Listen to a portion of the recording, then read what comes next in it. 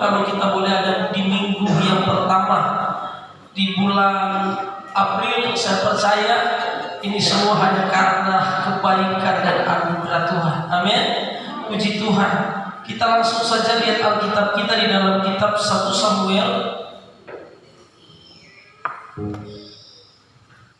1 Samuel pasal yang ke-14, ayatnya yang pertama sampai ayat yang ke-7. Saya rindu kita akan baca secara bergantian ayat-ayat ini. 1 Samuel pasal 14 ayat yang pertama sampai ayat yang ke-7. Yang sudah dapat katakan, ini dia. Kita baca secara bergantian. 1 Samuel pasal 14 ayat yang pertama. Saya akan baca begini bunyi firman Tuhan di dalam nama Yesus. Pada suatu hari Yonatan bin Saul berkata kepada bujang pembawa senjatanya, "Mari kita menyeberang ke dekat pasukan pengawal orang Filistin yang di sebelah sana." Tetapi tidak diberitahukannya hal itu kepada ayahnya. Adapun Saul duduk di ujung Gibea di bawah pohon delima yang Hebron, dan rakyat yang ada bersama-sama dengan dia itu kira-kira 600 orang banyaknya. Ahia anak Ahitub, saudara Ikabod, anak Pinias, anak Eli, imam Tuhan di Silo. Dialah yang memakai baju efod pada waktu itu. Tetapi rakyat tidak tahu tentang perginya Yonatan itu. Di antara lintasan-lintasan bukit yang dicoba Yonatan menyeberanginya ke arah pasukan pengawal orang Filistin, ada ujung bukit batu di sebelah sini dan ada ujung bukit batu di sebelah sana. Yang satu bernama Boses, yang lain bernama Senet. Ujung yang satu berdiri di sebelah utara di tetangan Mikmas, yang lain di sebelah selatan di tentangan Geba. Berkatalah Yonatan kepada bujang membawa senjata itu, "Mari kita menyeberang ke dekat pasukan pengawal orang-orang yang tidak bersunat ini. Mungkin Tuhan akan bertindak untuk kita, sebab bagi Tuhan tidak sukar untuk menolong, baik dengan banyak orang maupun dengan sedikit orang." Lalu jawab pembawa senjatanya itu kepadanya, "Lakukanlah niat hatimu, sungguh aku sepakat." Haleluya. Puji Tuhan Bapak Ibu sidang jemaat Tuhan. Kita perhatikan baik-baik, ini adalah merupakan sebuah pengalaman yang dialami oleh seorang anak raja. Kalau kita perhatikan baik-baik, bangsa Israel pada waktu itu sedang mengalami satu persoalan yang sangat berat. Persoalan yang sangat besar. Kenapa? Karena mereka pada waktu itu akan menghadapi sebuah peperangan dalam kondisi ketakutan. Kenapa mereka takut? Kita akan lihat sebelumnya di dalam ayat di pasal 13 ayatnya. Kita akan lihat di dalam pasal yang ke-13 ayat 19 sampai ayat yang ke-22. Coba kita tolong satu orang baca.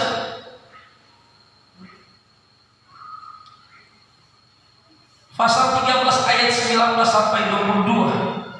Ini yang membuat bangsa Israel termasuk Raja Saul dalam posisi ketakutan.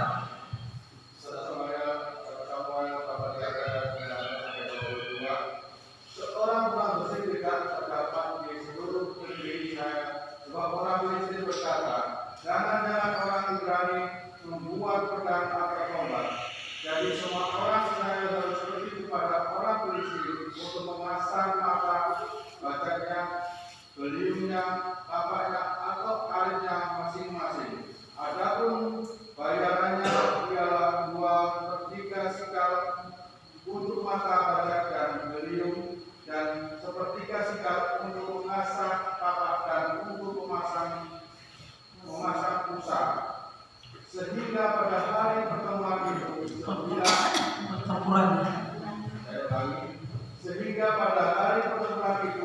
bila pedang atau lembing pun tidak terdapat pada seluruh rakyat yang ada bersama Saul dan Yonatan, tetapi Saul dan Yonatan anaknya itu masih mempunyainya. Haleluya. Puji Tuhan. Perhatikan baik-baik. Bangsa Israel sedang menghadapi peperangan, tapi dalam kondisi tidak punya senjata. Bayangkan kalau orang pergi berperang gak punya senjata, itu sama dengan apa? Bunuh diri. Sama dengan orang Kristen. Kalau mau berperang dengan kuasa kegelapan gak punya senjata, jangan berperang. Amin. Haleluya. Haleluya. Jangan berperang. Kenapa saya katakan jangan berperang? Ada orang saking beraninya, dia mau pergi berperang mengusir setan. Bukannya apa? Setannya lari, setannya ngomong. Ini pengalaman saudara. Waktu kami mau mengusir setan, ada beberapa hamba Tuhan. Lalu yang kesurupan bilang begini, kamu mau mengusir saya, kamu aja sama dengan saya. Ini pengalaman saudara. Setannya ngomong. Orang yang kesurupan mau diusir, tiba-tiba dia lihat ada satu hamba Tuhan, dilihat dia, kamu mengusir saya, kamu aja sama dengan saya. Saya kan tahu setannya seperti apa yang ada di dalam itu. Ini dalam posisi tidak punya senjata, mau pergi berperang. Makanya wajar aja bangsa Israel itu pada ketakutan. Mereka dalam kondisi takut. Hari-hari ini banyak juga yang sedang takut ya. Kenapa? Karena kita lihat itu biasanya kalau sudah mau dekat-dekat lebaran, itu semua barangnya naik, harganya turun. Ya, harga penjualan petani turun. Yang saya lucu juga, kalau sudah turun, naiknya lama. Ya. Lalu harga bahan pokoknya itu enggak turun-turun. Makanya perhatiin, itulah yang membuat begitu banyak orang takut. Bangsa Israel mengalami ketakutan karena masalah peperangan. Banyak orang-orang hari-hari ini sedang ketakutan karena masalah ekonomi. Nah, kita lihat ini pengalaman dari seorang raja dalam kondisi takut, tapi bersyukur dia punya anak yang luar biasa. Amin. Saya katakan anak yang luar biasa, makanya mujizat itu masih ada di dalam setiap hidup saya dan saudara. Amin. Kondisi ini saudara, secara logika, ini bangsa Israel sulit mengalami kemenangan. Kenapa? Karena Alkitab katakan mereka mau pergi berperang, itu tentara yang mereka bawa cuma 600 orang. Kalau saudara baca, cuma sedikit. Lalu semua tentara tidak punya senjata. Yang punya senjata cuma 2 orang, cuma Saul raja dengan anaknya. Jadi mereka ada dalam posisi takut. Tapi kita akan perhatikan baik-baik. Ini luar biasa. Ada 4 poin yang akan kita lihat bersama. Mulai ayat yang ke-6. Coba minta tolong satu orang baca ayat 6. Berkatalah Yonatan kepada bujang membawa kendaraannya itu, mari kita menyeberang dari ketakutan karena orang-orang yang tidak berkenan. Mungkin Tuhan akan berpindah untuk kita.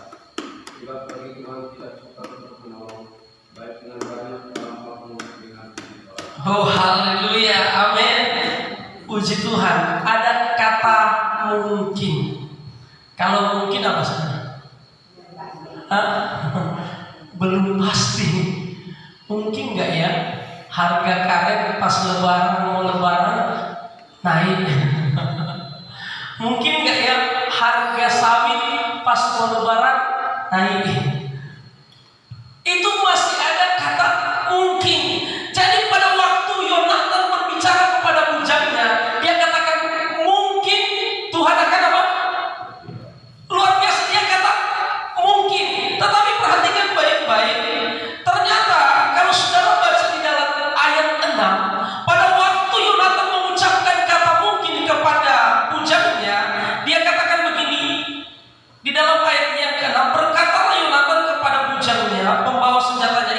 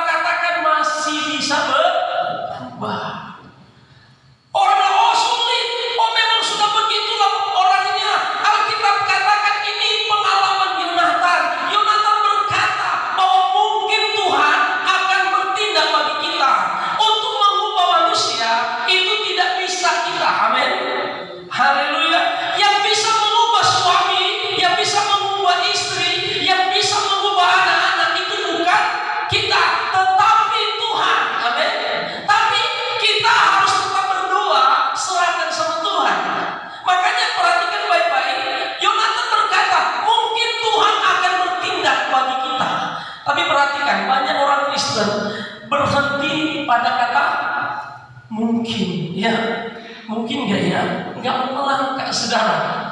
Makanya banyak orang Kristen itu sering kecewa dengan Tuhan karena apa? Karena sudah berhenti dari kata mungkin. Mungkin nggak ya usaha saya ini Tuhan pulihkan?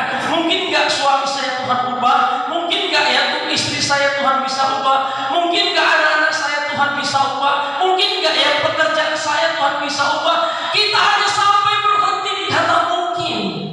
Makanya kita tidak bisa melihat mujizat. Padahal mujizat Tuhan masih ada dalam setiap hidup saya dan saudara. Amin. Dan kita lihat ayat yang ke-6 seterusnya di bagian B. Alkitab katakan pada waktu di Yonatan mengatakan bahwa mungkin Tuhan akan bertindak bagi kita. Kita akan lihat seterusnya. Sebab bagi Tuhan tidak sukar untuk menolong, baik dengan banyak orang maupun dengan sedikit orang. Amin. Haleluya. Artinya kita harus naik level. Jadi orang Kristen jangan merasa puas berada di zona aman. Wah, saya sudah puas dengan kondisi saya hari ini. Jangan, saudara. Kita harus naik level. Amin. Amin. Kenapa? Karena kalau kita tidak berusaha untuk naik level, kita akan ketinggalan dengan orang lain. Amin. Haleluya. Kita lihat ini Yonatan, dia tidak berhenti dari kata mungkin. Lalu dia berkata kepada puncaknya bahwa Tuhan sanggup menolong. Itu bukan dengan banyak orang, sedikit pun kalau Tuhan mau, Tuhan bisa. Amin. Saudara pernah ingat yang saya sampaikan firman Tuhan tentang orang yang punya iman yang luar biasa, yaitu Sadrak, Mesak dan Abednego. Pada waktu mereka ditangkap lalu akan dilemparkan ke dalam perapian yang menyala. Itu sebelum dilemparkan, itu raja karena saking sayangnya dengan Sadrak, Mesak dan Abednego, raja masih sempat bertanya. Dia bertanya kenapa mereka gak mau menyembah patung yang tuannya itu dirikan. Lalu mereka sebut begini, perhatikan tuanku raja, kalaupun Tuhan yang kami sembah, Tuhan yang kami layani tidak sanggup untuk menolong kami, sekali-kali kami tidak akan menyembah patung Tuhanku raja. Amin. Iman yang luar biasa. Makanya rajanya apa? Marah. Ternyata apa kata orang betul. Jadi yang dari tadinya itu ada hati yang sayang dengan anak buahnya, dengan Sadrak, Mesak dan Abednego, karena mereka adalah orang-orang yang sangat pintar. Akhirnya mulai muncul emosi, lalu dia menyuruh membuat api yang 7 kali lipat. Bayangin, dia buat api 7 kali lipat, sampai orang yang mengangkat pun Al-Gojo yang mengangkat. Alkitab mencatat mereka semua harus terbakar. Tetapi Sadrak, Mesak dan Abednego, mereka berjalan di dalam perapian. Lalu raja penasaran, dia dekat-dekat dan dia melihat ada 4 orang yang sedang berjalan. Padahal yang dilemparkan hanya 3 orang. Amin. Haleluya. Alkitab katakan harus naik level kalau ingin mengalami mujizat Tuhan. Jangan berhenti dari kata mungkin. Kita harus naik level, yaitu memiliki level iman. Saudara tahu iman itu apa? Ada yang tahu? Ada yang tahu? Iman adalah dasar dari segala sesuatu yang tidak nampak atau tidak kelihatan, tapi kita percaya itu pasti terjadi. Kita lihat suami kita kok begini ya, nggak mau berubah-berubah. Lalu kita mulai punya iman. Saya percaya suami pasti berubah, walaupun nampak. Begitu juga sebaliknya. Suami juga lihat istri kok begini ya, nggak berubah. Cuma badannya aja yang berubah. Dari berapa? Dari 45 kilo sekarang sudah 60 kilo. Badannya berubah, tapi sikapnya nggak berubah. Tapi suami itu harus tetap percaya dengan iman. Pasti istriku bisa berubah. Kenapa? Alkitab katakan jangan berhenti, kita harus naik level. Amin. Haleluya. Kita harus naik level iman. Ini Yonatan, ini secara logika gak masuk akal. Mereka mau pergi berperang melawan 20 orang itu, dan posisi mereka ada di bawah, yang 20 orang ada di atas. Mereka mau naik ke atas aja, itu kalau mereka pakai panah, itu maka mereka akan mati. Atau sebaliknya, mereka dari atas pakai tombak, itu pasti Yonatan dengan bujangnya mati. Tidak masuk akal. Makanya saudara renungkan firman Tuhan suka bekerja gak masuk akal. Amin. Haleluya. Makanya ada orang bilang begini, nggak sesuai dengan logika. Alkitab memang banyak bercerita tentang apa? Tidak sesuai dengan logika. Kenapa? Karena itulah prinsip Tuhan. Tuhan melakukan mujizat itu selalu bertentangan dengan logika.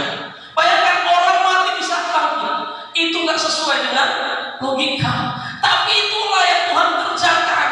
Makanya kalau orang Kristen sedikit-sedikit pakai logika, sedikit-sedikit pakai logika, itu orang yang sulit mengalami mujizat. Apakah nggak perlu logika? Perlu, saudara. Tapi itu harus sesuai dengan kebenaran firman. Amin. Dan di satu waktu kita harus diperhadapkan dengan situasi yang memang kita harus melepaskan logika. Kenapa? Karena kita lihat, ini sulit untuk alami mujizat. Sulit. Ini bayangin, cuma dengan 2 orang pergi berperang.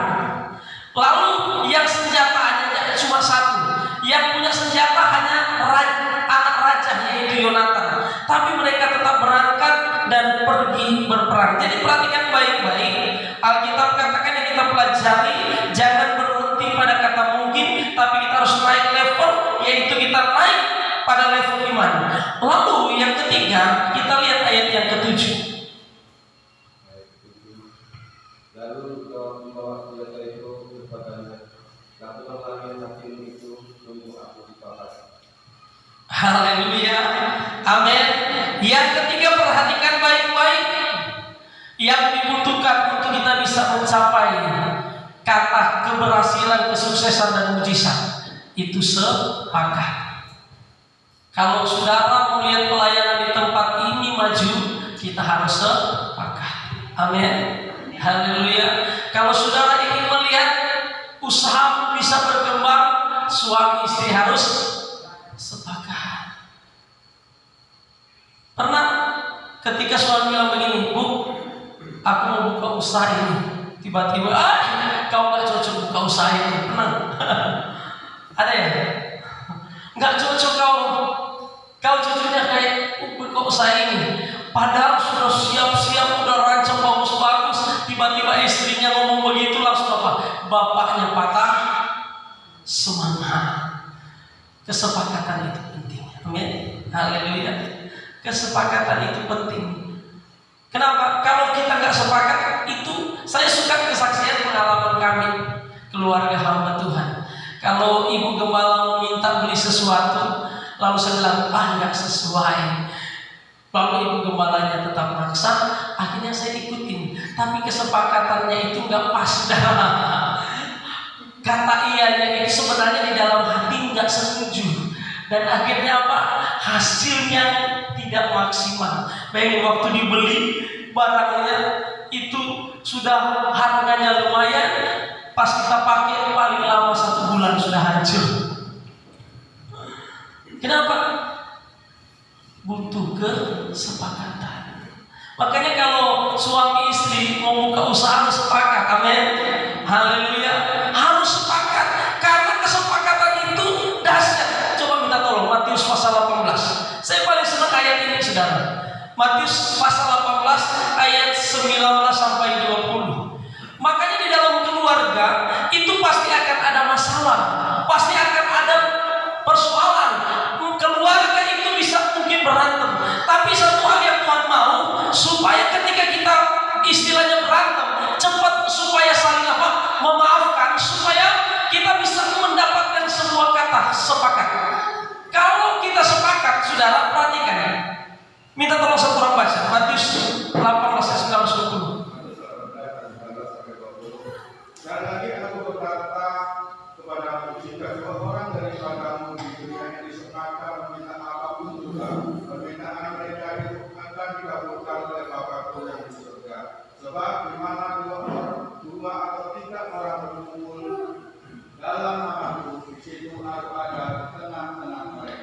Haleluya. Amin. Dahsyat. Orang yang sepakat, Alkitab katakan mampu menghadirkan Tuhan. Bayangkan kalau Tuhan hadir dalam keluargamu, maka kau pasti akan mengalami mujizat. Amin. Haleluya. Perhatikan, kesepakatan mampu menghadirkan Tuhan. Makanya Tuhan selalu bilang begini, di mana ada 2-3 orang berkumpul sehati sepakat, maka Tuhan pasti hadir. Amin. Haleluya. Kesepakatan itu penting. Makanya kita lihat, untuk bisa melihat keberhasilan, kesuksesan terjadi dalam hidup kita, kita harus memulai kesepakatan itu dari komunitas yang kecil, itu dari keluarga. Kalau keluarga bisa sepakat, kita masuk pada komunitas yang besar, yaitu kita masuk dalam gereja lokal, kita bisa sepakat. Amin. Kalau kita sepakat, maka kita mampu menghadirkan Tuhan. Dan ketika Tuhan hadir dalam pelayanan ini, maka pelayanan ini saya percaya sesuai dengan apa yang saya katakan GPDI Sekina, yaitu pelayanan yang penuh dengan kemuliaan Tuhan. Amin. Haleluya. Tapi kalau kita nggak bisa sepakat, kita tidak mampu menghadirkan Tuhan, dan kemuliaan Tuhan tidak bisa datang dalam hidup kita. Saya sangat bersyukur saya mengalami pelayanan yang luar biasa di beberapa, mulai dari jenjang anak sekolah minggu, pemuda sampai kepada orang dewasa. Tapi saya bersyukur pengalaman saya tidak pernah lupakan, yaitu pengalaman ketika saya melayani anak sekolah minggu. Anak sekolah minggu itu, waktu itu saya bawa mereka untuk berdoa, itu setiap minggu 1 kali, itu cuma 15 menit. Waktu mereka berdoa bersama-sama itu 15 menit, saudara, itu saya mulai ajak mereka bergandengan tangan, supaya mereka bisa saya ajak sehati sepakat. Waktu mereka mulai berdoa bergandengan tangan bersama, saya ada di posisi bagian tengah. Anak-anak sekolah minggu mengelilingi saya, lalu mereka mulai menyembah sambil tutup mata. Walaupun ada yang 1-2 masih buka-buka mata, saya bilang tutup mata, sungguh-sungguh dengan Tuhan. Lalu sudah, mari kita mau sungguh-sungguh, kita mau sehati. Lalu mereka mulai menyembah Tuhan. Dan saudara tahu, dari pengalaman saya pelayanan, saya melihat Tuhan melawat anak sekolah minggu. Anak-anak dipenuhi dengan Roh Kudus. Amin. Haleluya. Lalu saya ingat tentang peristiwa yang kitab Yoel katakan, kalau Tuhan mencurahkan Roh Kudusnya tidak akan padam bulu. Amin. Haleluya. Tapi itu bisa terjadi ketika ada kesepakatan. Amin. Anak-anak bisa dipenuhi dengan Roh Kudus. Dan saudara tahu, pekerjaan kudus, makanya saya bilang begini, orang yang dipenuhi oleh Roh Kudus itu adalah inisiatif Tuhan, karena orang itu membuka hati untuk Tuhan. Tidak ada yang perlu kita ajarkan kepada orang untuk dipenuhi oleh Roh Kudus. Alkitab tidak mencatat tentang hal itu. Kenapa saya katakan begitu? Pada waktu saya melayani sekolah minggu, itu saya melihat mereka dipenuhi dengan Roh Kudus. Dan pada waktu berikutnya, saya berusaha untuk supaya berdoa juga bersama-sama. Mereka tidak mengalaminya. Jadi sepanjang pelayanan saya sekolah minggu, hanya 1 kali saya melihat anak-anak dilawat Tuhan. Bayangkan, biasanya cuma 15 menit, sudah 1 jam mereka tidak mau berhenti berdoa. Sampai Bapak Gembala yang senior langsung turun dari atas, dia melihat, wow, anak-anak mulai menangis. Bayangkan anak-anak yang masih kelas 3 SD, mereka mulai berteriak minta ampun dengan Tuhan. Tuhan ampuni saya, Tuhan ampuni saya. Terus mereka mau minta ampun, saya tidak tahu apa yang mereka lakukan. Tapi itulah yang Tuhan kerjakan. Amin. Haleluya. Kenapa itu bisa terjadi? Alkitab katakan ada kesepakatan. Ketika kita sepakat, maka Tuhan akan hadir di tengah-tengah kita. Amin. Dan Alkitab katakan di mana ada 2-3 orang berkumpul sehati sepakat, dan Tuhan hadir, dan apa saja yang mereka minta Tuhan akan kabulkan. Amin. Dahsyat. Tuhan kita luar biasa. Dan ayat 13-14 ini ayat yang terakhir, dan kita lihat, dan akhirnya mujizat Tuhan terjadi dengan luar biasa. Ayat 13 dan 14.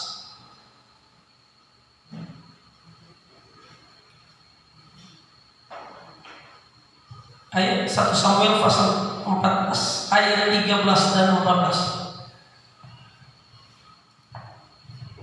Maka naiklah Yonatan merangkak ke atas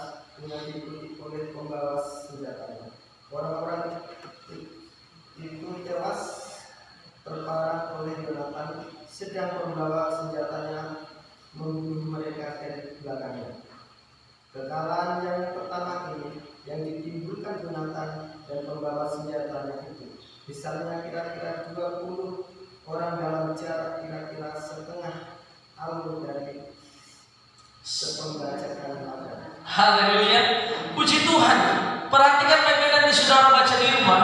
Jadi Nathan sebelum melangkah dia juga berdoa. Doanya dia bilang begini. Dia meminta pertama kesepakatan dengan bujangnya. Lalu dia bernasar dengan Tuhan. Dia bilang begini, kalau mereka bilang begini, kita maju. Kalau mereka tidak ngomong, kita nggak maju. Nanti saudara baca. Dan waktu apa yang dikatakan Nathan mereka lakukan, mereka naik. Bayangkan, mereka naik dan mereka mampu mengalahkan 20 orang. Artinya begini, itu sebenarnya hanya bilangan yang kecil yang Yonatan kalahkan, hanya 20 orang. Dan itu pengalaman yang baru pertama kali terjadi.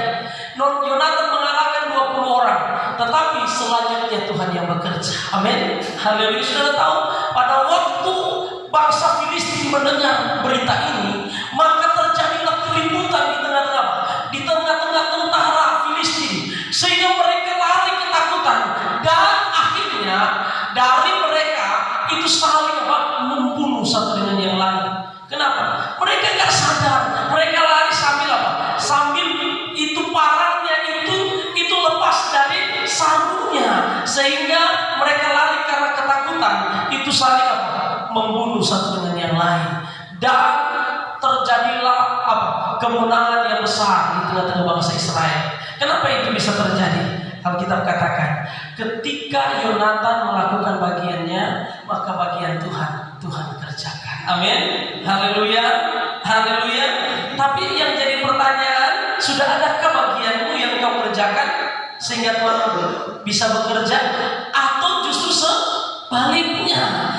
Adakah orang bilang begini, saya biar jadi penonton saja. Nah, kalau jadi penonton, ternyata memang benar saudara, ini pengalaman. Kalau jadi penonton lebih banyak ngomongnya daripada pemain. Ya, penonton coba kalau dia oper begini pasti gol. Ya, padahal dia nggak tahu bagaimana pemain dengan susahnya mereka lagi melihat posisinya supaya bisa gol. Tapi penonton mulai komen, apalagi komentator bilang, wah karena ini egois, tidak mau begini. Akhirnya tidak terjadi apa? Gol. Padahal mereka tidak tahu betapa susahnya seorang pemain itu sedang membawa bola untuk bisa mendapatkan gol. Makanya saudara, kalau saudara ingin melihat kuasa Allah bekerja, jangan jadi penonton. Lakukanlah bagianmu. Saya lagi bergumul tentang pelayanan yang kecil. Ada orang yang seringkali menyepelekan pelayanan yang kecil. Dia nggak tahu bahwa pelayanan yang kecil itulah yang dampaknya besar. Amin. Haleluya. Makanya perhatikan baik-baik. Yonatan, dia hanya melakukan bagiannya, dan bagian Tuhan kerjakan. Saya percaya kalau kita melakukan bagian kita, maka bagian Tuhan akan kerjakan. Engkau akan melihat kuasa Allah akan bekerja di dalam setiap rumah tanggamu, dalam setiap usahamu, dalam setiap pekerjaanmu. Kita tundukkan kepala di hadapan Tuhan. Tuhan, Engkau ajaib bagi ini, dan kita mau siapkan hati kita. Kita mau masuk dalam perjamuan kudus. Tuhan, Engkau ajaib bagiku.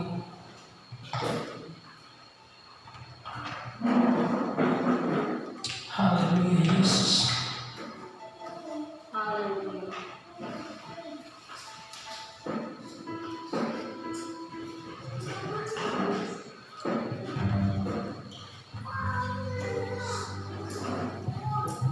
Amin Tuhan. Glory bagi-Mu Tuhan. Mari kita mengatakan dengan iman bahwa Tuhan Engkau ajaib bagiku. Haleluya Yesus. Terima kasih Tuhan. Haleluya. Glory bagi-Mu Tuhan.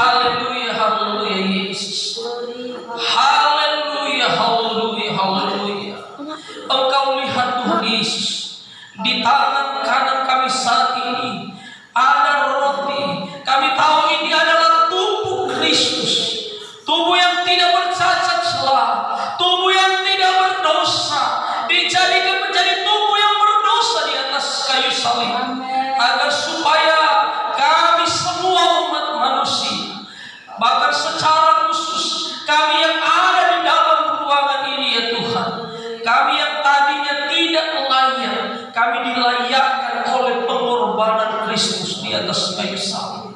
Karena itu Tuhan, sebelum kami memakan roti ini ya Tuhan, mari Engkau mengurapi dan menguduskan kami semua, melayakkan kami Tuhan, untuk kami masuk dalam pelayanan yang kudus dan mulia siang ini. Urapi Tuhan roti ini Tuhan, biar ketika kami memakan roti ini, kami merasakan ada kuasa Allah mengalir dan ada mujizat Tuhan terjadi dalam setiap hidup kami. Sebelum kita makan, kita dengarkan firman Tuhan.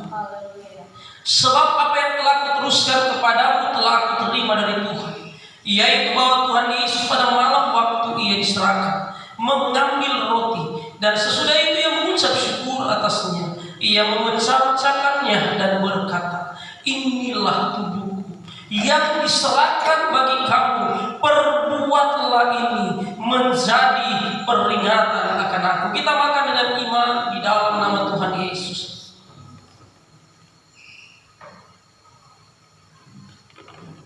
Haleluya. Terima kasih Tuhan. Angkatlah cawan dengan tangan kanan ke atas. Cawan ini adalah cawan perjanjian yang telah dimeteraikan oleh darah Kristus. Haleluya. Darah yang tidak bercacat celah, darah yang tidak berdosa, dijadikan menjadi darah yang berdosa di atas kayu salib, agar setiap kita semua secara khusus yang ada di dalam ruang yang telah dimeteraikan oleh darah-Mu, biarlah setiap kami mau meminum Tuhan, kami merasakan ada kuasa-Mu yang mengalir dalam setiap kehidupan kami. Sebelum kita minum, kita mendengarkan firman Tuhan. Demikian juga ia telah mengambil cawan sesudah makan lalu berkata, cawan ini adalah perjanjian baru yang dimeteraikan oleh darah. Perbuatlah ini setiap kali kamu meminumnya menjadi peringatan akan aku. Sebab setiap kali kamu makan roti dan minum cawan ini, kamu memberitakan kematian Tuhan sampai ia datang. Kita minum di dalam nama Tuhan Yesus. Haleluya. Beri tepuk tangan.